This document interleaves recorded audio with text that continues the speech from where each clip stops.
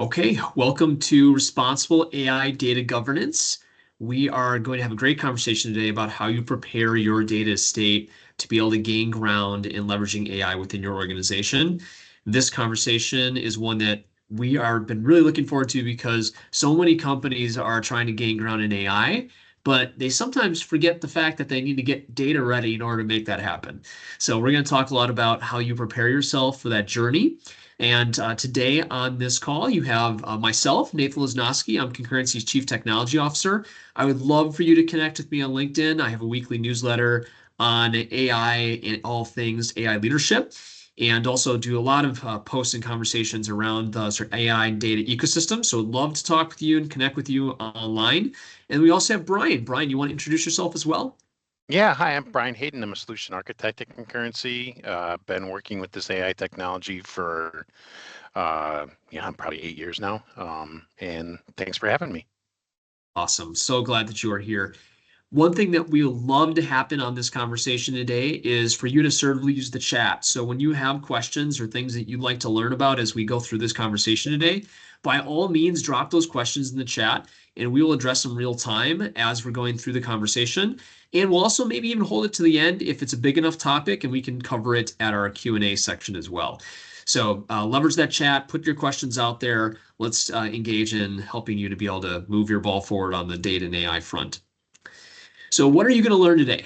We have really endeavored to make sure that this is useful to you. There's 4 things that we are going to accomplish within this session. The first thing we're going to do is frame the AI and data preparation conversation. How should you think about it? And I think that's important to consider because the way you might have thought about framing your AI conversation and the way you think about the relationship between data and your AI journey, and then how you think about data is something that has shifted in the last year and has shifted as companies have been able to more assertively gain ground in their AI and data journey. So we're going to frame that up, and then we're going to talk about how you think about your data state. And then from that, we're going to talk about how you consider your AI data model. What I mean by data model, that's a sort of loosey-goosey term. What I mean by AI data model is how do I think about the sorts of data that I have within establishing an AI solution for my customers or my internal customers, my external customers. How do I think about the data that sits in that ecosystem, from preparing to positioning to the data that flows out of the system? How do I think about that model? And then on the tail end of this, we're going to talk a little bit about AI data safety and some of the tools that go into picturing and proposing and positioning your AI solution well to be able to protect what you're delivering to your end customers at the end of the day. And this kind of goes into data preparedness and governance guardrails that sit around these solutions. And Brian and I are going to have a conversation about these topics, and hopefully it's interesting to you and you learn something from it, and it's an opportunity for you to take this into follow-up conversations within your business. So we're going to start this by talking about what does data governance look like in the context of an organization? And then we'll flow this into that framing conversation. So, what are the things that companies are thinking about as they seek to establish a successful data governance journey? The first piece of this is that they realize that the data landscape continues to grow. You've probably seen other presentations in the past where people talk about the rate of increase of data that's happening within most organizations. This is particularly true as connected devices become even more significant within our organizations. Not just data that exists from like the business system, but the very nature of the business, the core product of the business, producing data that can be used to accomplish good. One of the things that I was talking with an individual who is very much into the OT side of the manufacturing ecosystem. And he refers to OT as sort of this undiscovered country of value, that it's existed for so long, but so infrequently do we leverage the data that exists within the OT ecosystem or data that's coming from our very products. Great opportunity for us to talk about, like, how do I harness that? The second is having to understand that operational silos exist within the business. So we're going to talk more about this as those operational functions being intentional parts within the business, but also limiting the extent to which they are truly silos that have difficulty sharing data with each other to accomplish organizational outcomes. The third, and something that's directly related to it, is this balance that exists between governance and enablement. And this is this idea of data agility. The idea that data exists to accomplish valuable outcomes for our business, and without having those valuable outcomes, governance really has no function. If I have data, but the data doesn't accomplish anything, then I'm governing something that has no real benefit to the business. On the flip side, if I'm trying to accomplish benefit, but I don't govern it, and I don't apply necessarily controls, then I'm going to fail at this last one, which is ensuring that compliance exists with external regulations, or even you could pivot that last statement to say expectations from the customer, expectations which the customer is expecting from me in terms of my handling of their data. And no more is that more significant when it comes to data than like security. When you see some of these frequent platforms that you use on a daily basis being compromised and taken advantage of with the data that you hold dear, your identity being used in ways that really are inappropriate. Brian, I'm going to put you on the spot for a second. Which of these do you think is the most important? Which do you think is the most most critical, or maybe even the most difficult in the context of the scaling organization? I think that data agility is the most critical for organizations. This technology is growing so fast. Where we are today from 6 months ago is phenomenal, and the biggest impediments that organizations are facing right now is the ability to actually use this. But it's also really difficult, right? And we're going to get to some of the Purview discussion. There's work that goes into it. The good news is there's a lot of really good tools that are out there for it, like Microsoft Fabric, but that'll help accelerate some of that. But that, I think, would be the pillar I would choose. Okay, thank you. I agree. I think you're totally right. That like getting to a point where you truly do have data agility is so unlike where most organizations are at. And that goes to this conversation we're going to have about framing. So one of the things that I think companies need to think about as they have this idea of data is that data has changed in terms of information that we're leveraging within our greater estate. And one of the biggest changes that's changed within the last year and a half has been the availability of general knowledge that's being applied into our data estate from outside sources. No more significant than that of large language models that bring with them this general ability to be able to converse and engage and have conversations in a way that's so human-like, but is based on this idea of a general set of capability, a general set of knowledge, not just specific understanding, but general knowledge that allows for that interchange that feels more human-like or feels more enabled than perhaps a model that's built on natural language has in the past. But that gets combined with this idea of enterprise knowledge that's unique to us.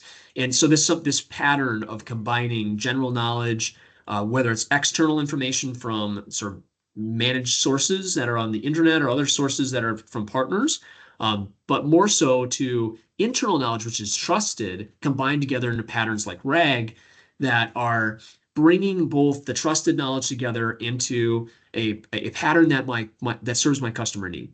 But realizing that this is a whole ecosystem of governance that we frequently haven't had to manage in the past. Many of our established data platforms and data patterns have been so focused on even a nuanced view of what enterprise knowledge looks like. And the enterprise knowledge has been so focused on this idea of like just what exists in our ERP system or our structured databases, and not even as broad as what true enterprise knowledge has become. So that's really reinforced, I think, in where we've seen maturity curves in the past and how they're changing in the future. So this maturity curve, it's one I've actually been using for some time, but it's one that I think is changing in the context of that previous slide you just saw. So I'm going to explain this first, but then I'm going to pivot it to talk about how the estate has changed, and we need to think about it even more broadly than this. So in this maturity curve, you can see that many organizations start right down here in the lower left-hand corner.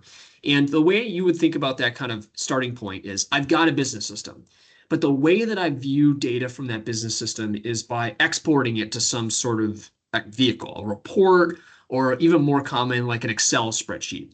And most of us at this point feel very seen because many of our ways that we've handled data in our organizations is just that. We have a business system. Our finance department exports it to Excel, or our inventory management department exports it to Excel. They build pivot tables, and then they use that to be able to organize their next steps. It's very much like data gets frozen at that point, and then there's human intuition applied to it to be able to take that next step. And from there, you see organizations realizing, oh, like nobody can truly trust that data because it's still a person exporting it, cleansing it, doing something with it. And the repeatability, the stability of that data state as a platform for a scaled understanding of how we leverage data to establish trust in the organization is missing. So organizations have spent a lot of time building these traditional on-premise data warehouses built on overnight ETLs that run and then are visualized through a variety of dashboards and scorecards. And one of the challenges with that approach has been it took a lot of time to get to value. And many organizations, they spent 2 to 3 years just going down that road. If they build it, they will come, and they never really finished building it. And the outcomes of the actual build never really got to that point. And sometimes that can be even the modern service states where I dumped everything in Snowflake, and did I really get to value? And you have to ask yourself, did I really even get there? And which sort of moves to this next stage of this idea of modern data framework. Can I, and that's, I dumped a bunch of stuff in Snowflake. I have been trying to leverage that. I didn't really get to the cleansing part. And I'm still ultimately maybe still dumping it back to Excel out of that managed data state in the cloud. Not realizing that like I have to build myself in a framework that lets me get to these higher level capabilities, because where does real value establish? It's not just getting to the dashboard that people can trust, which is important. It's getting to predicting something that's going to happen, prescribing the action I can take, and then storytelling based upon that data on a potential choice that I could be making in the future. And all that's based on establishing a baseline for me to establish in front of the customer internally. Now, all of this is true in the context of a sort of structured data state. The next step upon this is to say, we have a set of data that is true for in this structured data ecosystem. What's made this even more complicated is I now have all this unstructured data that's been part of that picture, and all these partner relationships that enter into that consumed estate. So when I'm establishing my bronze, silver, gold pattern that existed back at this sort of maturity curve as I'm moving into preparing data to do high capability workloads on the AI front, which is really a prerequisite for me to go up here. I now realize that has broadened beyond the structured data state to now be inclusive of the unstructured data state as well. Brian, what have you seen as like the biggest challenge companies have established or experienced having to broaden their picture to include sets of data that they wouldn't have even thought about before as being part of that broader ecosystem? That is a tough one. Where a lot of these conversations around bringing in these disparate data systems have landed have been the lakehouse, sort of architecture, right? And being able to land your data into a lake and then be able to, incorporate that into, your workspace and fabric, and do something meaningful with it.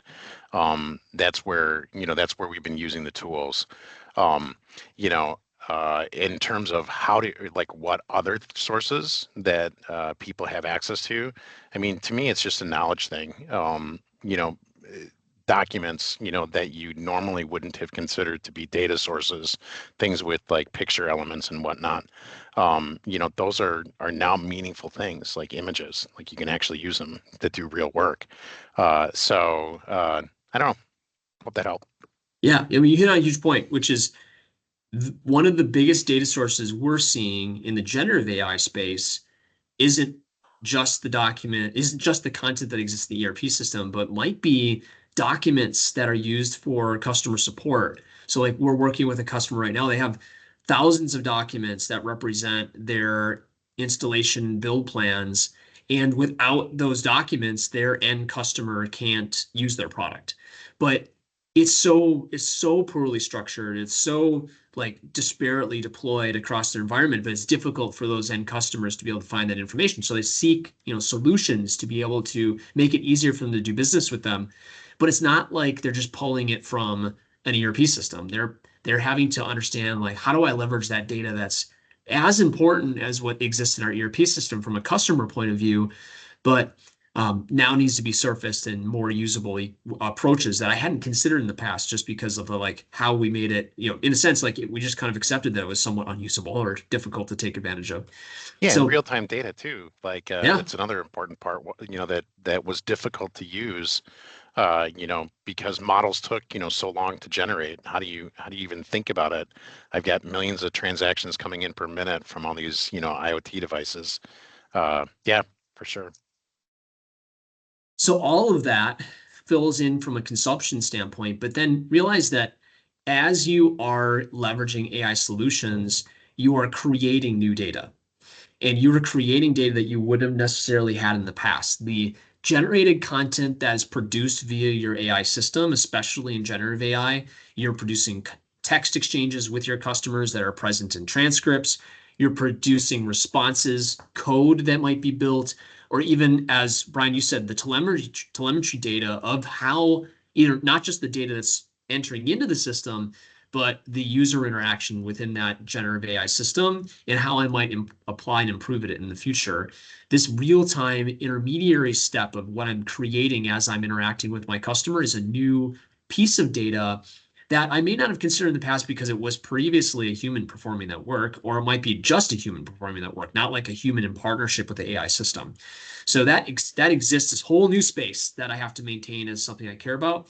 And then tied to that is this idea of who owns all this, and how do they think about the maintaining of that data, which brings us all back to that whole governance idea, that from consumption, what data is necessary to serve my use case, to the creation of data that exists throughout its life cycle, to how I maintain and control what data is flowing through what system, and how I think about customer data versus data that is coming from an external partner, to data that I don't want exposed and I need controls around, to employee sensitive data, especially in internal AI use cases. What don't I want a system providing information back to my end customer around? All of this exists within the governed estate. So when you're building these AI systems, all of this exists. We have the knowledge that just encompasses everything that we just talked about, but actions that are being performed by the AI system, that there's data being produced as a result. And then even as we start to go up the stack, there's sets of activities that are formatted in the context of instructions that are performed, even delegated sets of activities. So one of the futures I've been, suggesting companies think about is this idea that right now, when we think about a lot of AI agents, we're so familiar with the like, I ask a question, I get information back pattern. And that's very much the infancy of what AI systems are going to be producing. Think about the future of AI systems as I've asked it to perform an action, it performs that action, and it may even be a delegated set of AI agents that each perform subparts of that action. And for me to have trust in that system means I have trust in the data and trust in the successful execution of those subparts of the action that are delegated to AI agents. In a similar way to which, if I was delegating to a set of employees to perform X actions, I need to have trust that they can perform it, that they know how to do it, and that they're working from the right data to get that work done. Same kind of idea exists here.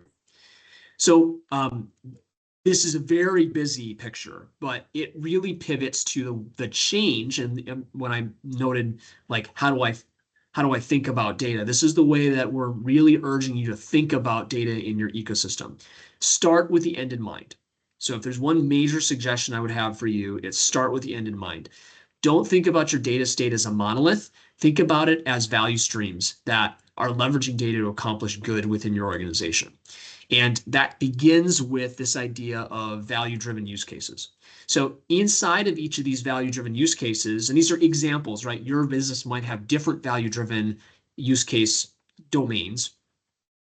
Each of these relate to a set of consumers that that are leveraging data. Executive financial visibility, where's my truck, personal optimization, like employees, what kind of turnover do I have? Where's turnover more significant? What are things happening within that facility that might cause more turnover? Demand inventory optimization, manufacturing optimization, the actual OT ecosystem itself, quality data or data flowing from your system, video analysis from the real product you've delivered to your customers, sales optimization data, or even like digital optimization data. All of that represents the sort of formation of use cases that are coming out of each of these different domains. And then relating to that is this idea of the data domain that serves it. So, underneath each of these are these ideas of data domains that are present in the business. And another thing to reinforce is that IT may govern this ecosystem, but the business is the owner of this data. And sometimes organizations don't think about it that way. They may think about IT as an owner, but the business truly is the one that actually understands the data, understands its purpose and its function within your organization. So underneath that exists owners. And then centric to any one of those are consumers of that data. And that could be business consumers of that data, where there's models produced and there's a data product serving them, and data scientists in AI scenarios that are more about giving access to the raw data so they can position a AI model that's able to respond to a need. And then across the bottom of this entire estate exists this idea of a certified data set that represents what the truth is, what data can be used as you are working to accomplish those value-driven use cases. And sometimes across this, you're exchanging data or leveraging data to accomplish greater needs, like a customer 360, which might cross several data domains to accomplish good. And there's more efficient models that exist now from a technical standpoint to reduce duplication of data to serve that goal. But from a sort of topology view, this is how you should start thinking about it. You notice that I didn't start data up. I started use case down, because we have to start with what am I actually trying to accomplish with my data? And how do I then think about data as an input to that I either have right now in a prepared sense, or I don't, and it positions me to focus energy to get that data ready. Brian, how are you seeing companies sort of succeed at thinking about this picture? Like, where any thoughts that you have on this? So, I've been talking about fabric a lot, and I think every time you called on me, I've said fabric. But Yeah. But I think it's important, really. So a lot, the customers that I'm talking with are beginning journeys, from something to something, right? And a lot of times it's in the fabric ecosystem. And so the conversations that I'm having with them right now are starting with that governance and the security at the beginning. It's so much easier to do it when that it's going to be needed and that those controls are already in place, than it is for you to build up these data domains and then try to backtrack and figure it out. So I'm having a lot of conversations around this, and incorporating that into our delivery stack, to make sure that security and governance is a first-class citizen. Yeah, that's huge. I mean, just even talking fabric for a minute, like one of the big coolest things about fabric is, a lot of times when we talked about this structure, there's a lot of like publisher subscriber models, like it duplicates the data to another domain to use it. Like Fabric has this idea of like not moving the data, but then making it available in another domain, which is like a huge efficiency, but still maintaining the data domain idea, which goes right to your point of like governance and establishing a effective playing ground for people to be able to do the work. Yeah, and put this in the context of the AI story, right? I mean, there's so many different use cases, from the HR chatbot that's going to serve up somebody's salary because somebody didn't think through the problem correctly. But these the AI technology is, to some organizations, it's the unknown, it's scary, it's a new thing. I want to learn about this. And putting the governance into the conversation at the beginning helps to allay some of those fears that people are having right now. Totally.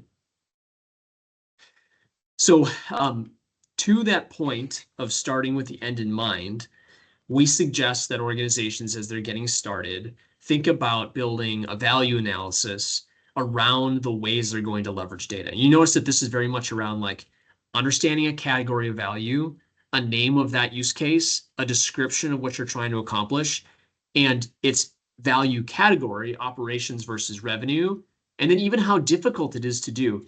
And what you might find is that in some cases, your data is already ready, but it hasn't been governed, such as like document data, or your data may be ready, but you haven't figured out how to use it yet. Or it might be a situation where the data isn't ready at all, and you need to position a forward strategy to be able to make that data a useful asset in the future. Like we've worked with companies where it's like, man, I wish we had better understanding of our customers. So we need to position a way for us to get that data as we sell them new products, which is starting from this sort of ground up, like we need to change the way that we're gathering data from our customers. And it's a journey to get there. And we know that it's a sort of long stick to be able to get to the end of that game. But we also know that that's the right thing to do. So it might position us for some value we're going to get in the future, understanding that this is a goal of ours as an organization. So what we're going to pivot into now is talking about, so sort of if this was like Act 1, 2, and 3, right? We just got through Act 1. Act 2 is now, let's talk about how data is used in building an AI solution. And then Act 3, of course, we're going to talk about some governance topics surrounding that. So when you think about building a Copilot, and what I mean by a Copilot is, don't just think about a Copilot as like just Microsoft Copilot, okay? Think about like a Copilot generically as a platform. Realize that a Copilot can leverage a diversity of information, and that very little of this may be governed right now in your environment. And much of this might be content that lives in your SharePoint environment. So like as we're starting even to roll out M365 Copilot, one of the first conversations we're having is, do you know what's shared or not? You have 10 years worth of like legacy SharePoint data out there. Do you even know what people's access to that looks like? Do you remember when you turned on Delve and what you could see or not see about a person's usage? That's like multiplied by 10 as you start enabling things like M365 Copilot. But then also this accessibility of data that becomes available as your Dataverse is a position, and especially Dataverse becoming really, really accessible with Copilot Studio, and then things like Fabric surfacing that data more accessibly for us.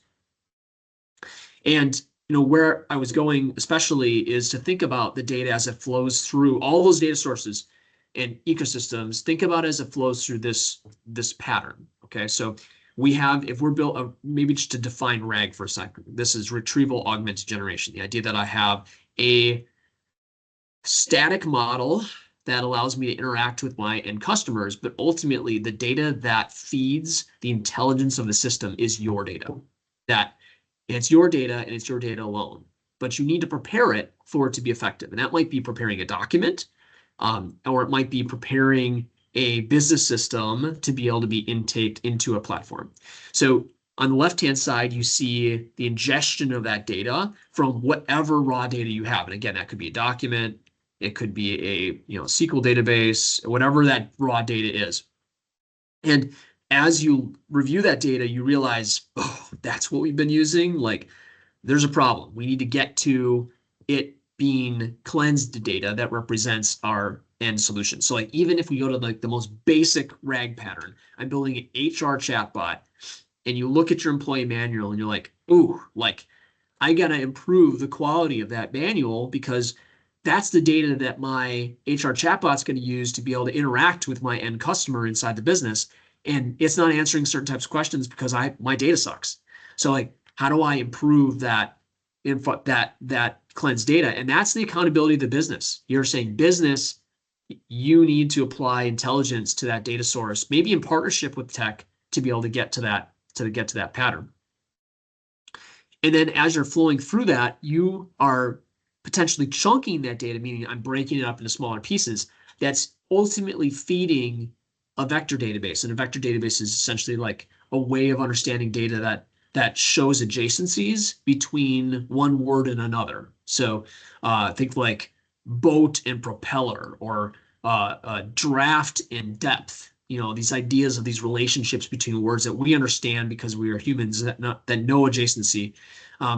But sometimes, like if you think about like I'm learning another language, I might not know the relationship between one foreign word and another foreign word in a way that like a native speaker might know. That's sort of how a vector database is starting to help us, right? So what's happening is that data is flowing into the creation of a vector database that then serves the interaction that happens in retrieval response patterns with that end customer.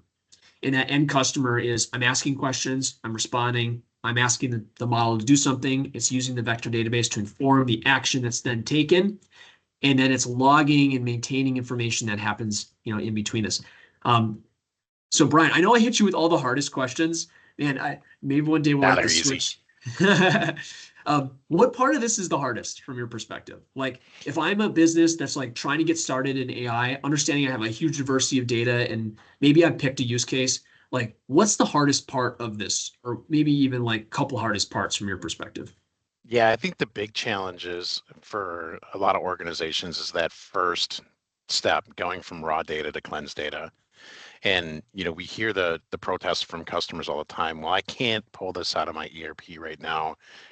Things are such a mess right now. I just don't even want to, I don't even want to mess with it. But that, to me, it's almost a cop out. The whole purpose is that your data is not going to be ready when you pull it in, right? It's up to the data owners to make sense of it and clean it so that it isn't a certified data set so you can start to use it. So I would say like, first off, like that's like overcoming that challenge with the organization. Definitely a lot of conversations happen. And then, in conjunction with this, in terms of starting these projects, it's hard work. I mean, it's, imagine going into a storage unit that hasn't been touched in 20 years and trying to find that notebook that you remember putting there. That's what it's like. So it's a lot of work. I sort of feel like this use cases that are very document driven. It's like you built a document driven scenario, intake all these documents, and then you're like in the response, you're finding that it's answering with the document from 20 years ago. It's like it's like, why is this answering this wrong? Oh, wait, in that storage unit was a document from 20 years ago that like is completely wrong now, not representative of our product, but it's used to answer the question. Like stewarding that data has become an interesting problem. For sure. So I find this fascinating, this part of this conversation, which is like, what are the three golden rules of building the data that surrounds building an AI application and the AI application model itself? And this is sort of an AI application in a microcosm. Okay, you have this idea of a prompt, it's interacting with the AI application. There's user content, there's skills and resources that facilitate that that AI application's ability to perform its task. And then there's content that you're outputting back to the user, as a result of that. There's some rules that exist regarding doing this well. So the first of that is you have data that has access controls and it has boundaries surrounding it that someone is accountable for, ideally the sort of system owner, right? The first rule is to respect that data. So an example of that would be, let's say that you have data that exists in SharePoint that is ingested into an AI application, and that data that exists in SharePoint allows only certain people to be able to access that information. Your AI application should respect those rules for those individuals, and it should respect the labels surrounding those documents or those assets that are then translated into the consumer interacting with it. So because sometimes people might ignore those, intake them, and then allow for a person to get access to data that they shouldn't have access to. So sort of the separation of concern that exists regarding those documents needs to be maintained so the right people have access to the right things. So that's rule one. Rule two is that your application should govern specifically what kinds of input output to certain data you're able to perform. So you're building like a pattern or a set of controls here. And some of these are now available from Microsoft that like further control what you can and can't do against your AI application, but facilitating very strict input output controls to the AI application through the vehicle of the prompt, but the prompt itself is actually governed by a set of guardrails. And then the third here is that there's model controls that put guardrails around what the AI model itself can do. And essentially what will happen is that if your AI model has access to something, it's going to give the information back to the AI application. So we need to establish guardrails that surround that picture, so we're able to provide the right data back, but in a way which is sufficiently protected to enable the user to have the right access to the right data, and not be able to compromise my model in a way that's it really shouldn't be.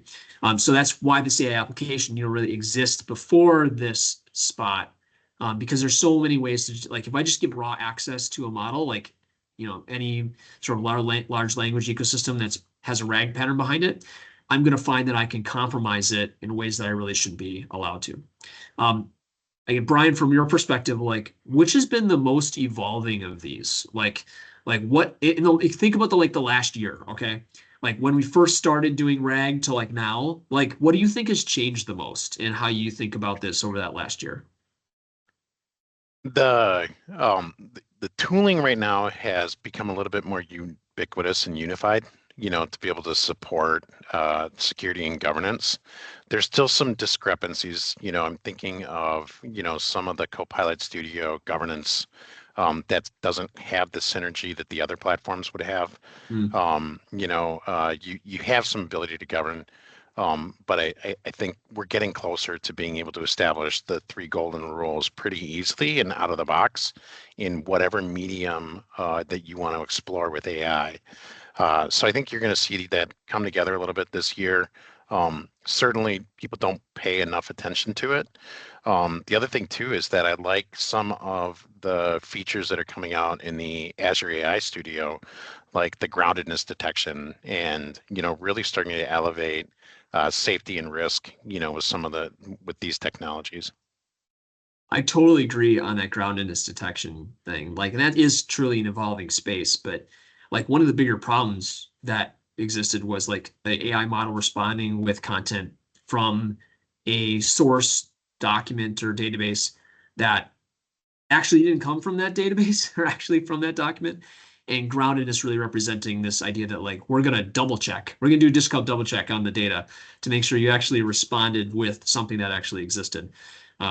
Essentially a trust validation, but that being part of the platform, not something you actually have to go build now. Yeah. Okay, so each of these represent layers of defense. They represent controls and activities we have to build into our application platforms. Okay, so each of these sort of layer into this idea of AI content safety as we think about our governance. The first is, how do I train my user to interact with my system? So what are the ways that I ask them to interact? How do I prompt them appropriately to get the data they need? And that's both a security thing and a like ease of use thing. So like AI systems that start off with like, here's the way that you can work with me, and here's types of questions you can ask, and here's ones that I won't respond to. Giving them clear guidance as to how you can interact in the AI system is just a best practice in general. But then also building policy around that initial intake to say, nope, you're not getting through. You can go through like this spot, but I'm not letting you go through over here because that's not what my system is built to do. Like my system doesn't exist to perform that function for you. And then building in place those data access controls that further like allows to go down certain routes. And then that also then existing in the context of the application itself and the AI model, both represented as ways to be able to provide that protection. And governance has to cross all of those. So as we sort of go into the next stage of this, we're going to talk about like, how does data flow into this type of application model? And there's 2 big domains we always talk about when we talk about AI, and it's also super relevant in the context of managing that data. And it's really this management between commodity and mission-driven data in AI use cases. So commodity really representing many of the platforms I use are going to have AI platforms. Well, that's sort of interesting thing to say, but like if I have Office 365, M365 Copilot, Salesforce, Dynamics, ERP platforms, you name it, they're all going to have a type of Copilot that gets lit up within their platform just because A, it's what everyone's doing. B, naturally, it's a way for us to drive value. Inside of that commodity platform, we have to realize that a certain amount of data governance is going to happen or need to happen in the context of what it's delivering to our customers before it even gets to like bigger level use cases. So if I think about M365 Copilot, an example of what I might use to govern the data that's available to it is SharePoint permissions and labeling. But the overarching technology that I might look at is something like Purview for Office 365 that then forces the application of labels, understands what labels exist, where they exist, how they're being used, to think about that broader commodity ecosystem. And then on the sort of mission-driven side, we have the same challenge, right? We have this need for a certified data set. We have this need for establishing the owners of that data. And that is more highly structured data sources or sort of pools of less structured data, but it's not a SaaS platform per se. It might be something that's more like living in a data lake in some domain. So we also have a need to manage that ecosystem. And sometimes this can cross like IT concerns, like the people who probably care about the commodity side, especially for Office 365 right now, are probably different than the people right now who care about data, in the mission-driven side, like more highly structured data, and realize that like your concern about that data needs to cross both of those domains. It needs to think about all of it, and it needs to cross the entire ecosystem. So I showed this diagram before. I'm bringing it back because I want you to remember like each of these functional towers represent diversities of data that serve it. And there's a governance flow for each of those towers. So we're going to sit on this for a second because I think this is a good way for us to think about the overall picture. Is we have a source system, and that source system is usually like a business system, or it could be outputted data from a connected device, an OT platform, or it could even be data created by an individual user, like a document that sits in this source system.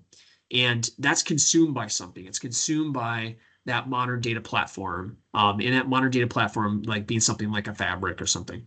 And that sitting then into movement into that modern data platform in an automated way, not just a one-time move, but something that establishes that this lineage of trust, that this flow is something that's ongoing, that it is updated, it's respected, it's coming from this source system. Because if I cut off the source system from the modern data platform and I only move it once, it's only as good as the last time I moved it.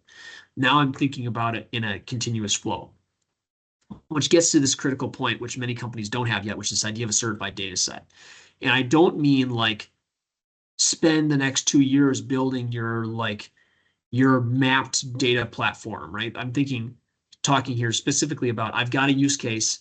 I need to understand what data is necessary to certify in order for me to have trust that I'm executing on that certified use case well and have certified data that serves it. And that's an agreed schema. It's published for the use by the consumers. And then I have an understanding of how it got there. Is it ELT? Is it ELTL? Like what process did it go through and what lineage existed for it to get from point A to point B? Which then moves me into this idea of who can access the data, which is potentially the actual rights that existed here on step one, and moving that into how is it being used? Is it a data science use case where I'm truly doing prediction and there's no intermediary step? Is it a big data use case? Is it connectivity between people and it's consumed? Or is it dashboards, self-service, which then has its own scoped access? And then at the end of this pattern exists this overall flow of how I'm bringing that on an ongoing basis to my customers. And Brian, earlier you mentioned like preparing the data being like one of the more difficult challenges, like even just getting from source system to, the platform itself being one of the more difficult parts of that picture. From your perspective, like how does that relate to like certification of data? And like, am I how do I judge like what part of that I'm actually certifying as or like I guess explain to me like the relationship between that preparation period and the certification of the data. Yeah, so okay, let's take like a new customer, as an example. So my sales team might consider a new customer to be somebody that hasn't done business with us in the last 12 months. But and I have like another department, maybe it's my compliance department that considers like anybody, like a new customer that's ever, like a customer that's ever done business with us is not a new customer. Like it's just if this is the first time. So like who owns that data, to determine what the customer, what defines the new customer?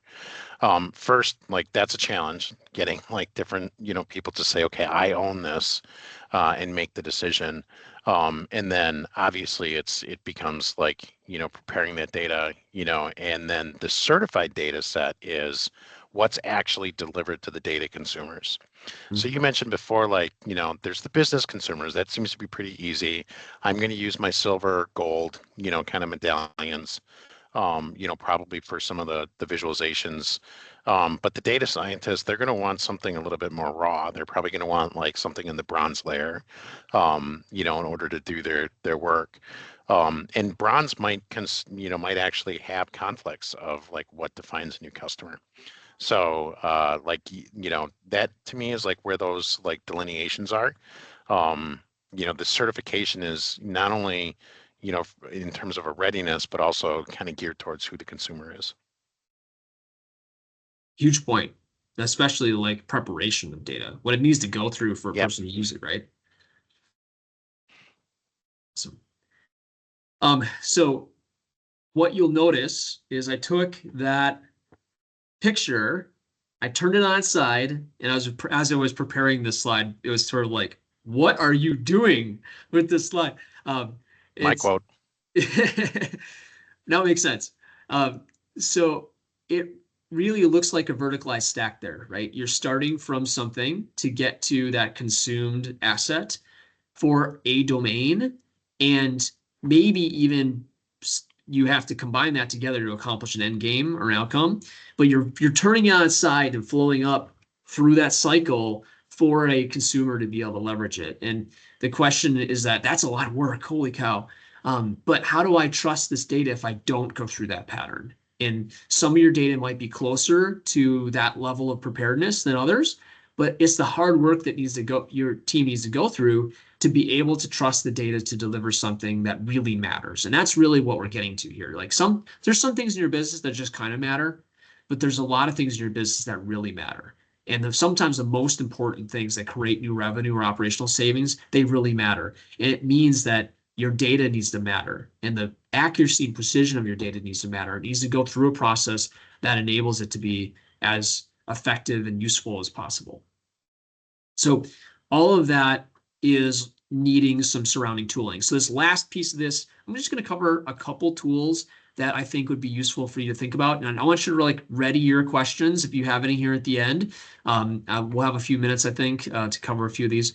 So one of the tooling that I would encourage you to look at as you're examining leveraging things like Fabric is Microsoft Purview. I talked about that just like recently. If you have an Office 365 environment, you probably already know that this is part of your picture. But if you have a cloud data state, you may or may not be using this. This is a tool set that or like even something roughly comparable to it. You need something that gives you the picture of the data state.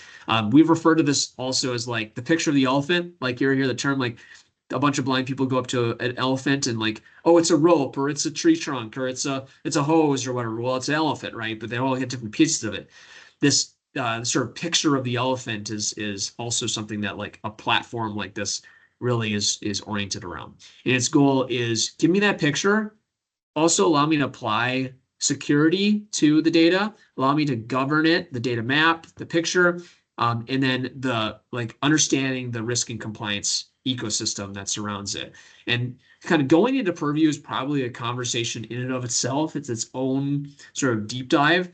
Realize that it's a stack that's evolved substantially over the last several years, and it's one that has become more and more integrated just into Fabric itself. So, I mean, just talking Fabric for a second, if you're a Power BI user, you're already a Fabric user. Like Power BI is basically now an extension of Fabric, or Fabric is an extension of Power BI. And it's essentially making every Power BI user a data user. a data preparedness user. So a lot of the tooling from Purview is getting integrated right within that estate, like lineage and certified data sets. So the idea of endorsing a set of data, that data being certified by a person as the trusted set of data that's used by a set of business consumers that are producing Power BI reports, super useful. Like one of the most challenging things for self-service is like, I see 4 versions of this same table. Like, which one is the one I should actually consume from? Noting that this is certified, noting that it exists at a certain level of medallion, so people know what to choose and what to use, especially in scaled environments. Like sometimes smaller organizations are like, oh, I only have one report writer. It's all in IT. Like, okay, I get it. If you're an organization that's much more scaled out, then you don't have time to have like one person building all your reports. You're scaling this out across the organization. And that's truly the idea of like, how do I democratize data access? So you're democratizing data access by saying, build what you need, but do it on this, do it on the certified data set. And that is based on this idea of lineage. So lineage being like, where did you come from? We all have lineage from a personal standpoint, but there's data lineage too, right? It came from this source, it flowed through these steps, it got to this point. It's one of the most common things in companies that don't have lineage in data and are back at that maturity level 1 are, I don't trust your data. Is this really the truth? Where did this come from? What did you do to get it to look like this? And there's sort of a lack of alignment between this is truly representative of the truth of the environment.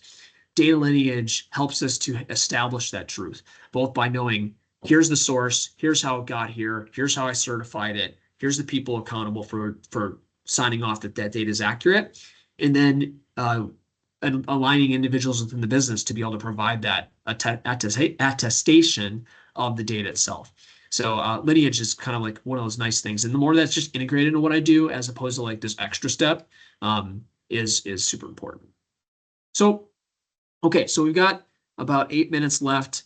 Would love to answer any additional questions that you have. Let's kind of bounce over to the chat here. I think, okay, yes. Oh, Amy, thank you. I'm going to cover this before we, like, as you're preparing any questions. We do have some things you can take as next steps. So ways that you can work with us. We would love to do a free data governance assessment to take a look at how you're thinking about your data state and position that for you to be able to make forward steps. And that may be like you already understand your estate, but you're not sure how to secure it and govern it. It may be you're not even sure how you're going to use your data in the future, and maybe you need to back up and think about the end in mind. So ways that we can help with that are the data governance assessment. We can also step into that end in mind with our AI and Copilot and visioning sessions. We've run over 50 of these with executive teams in the last 6 months. This is us helping you to think about how does the mission of my business become augmented by the availability of artificial intelligence and data to be able to help me scale and create more revenue and operational savings within the organization. That's something that we invest in for you. So these are all things that we invest in to help create an effective partnership, but more so help you to take advantage of data to accomplish powerful outcomes within your organization. So as you close down, fill out the survey. A, we want to know if this was useful to you. B, we'd love to work with you again. Indicate what those things could be. If you have suggestions as to how we could do this better, give us those suggestions. We want to get your feedback. Or if you love it, like tell us what you loved about it so we can do more of it. And with that, we would love to take any outstanding questions you have. So thank you. Go ahead and drop any questions you have. We'll stick around and hang out.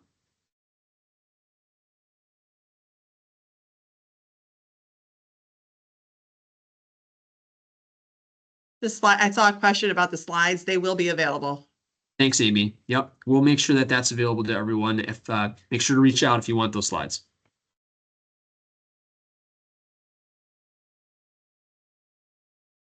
Awesome, everyone. Have a wonderful afternoon. Thank you for your time.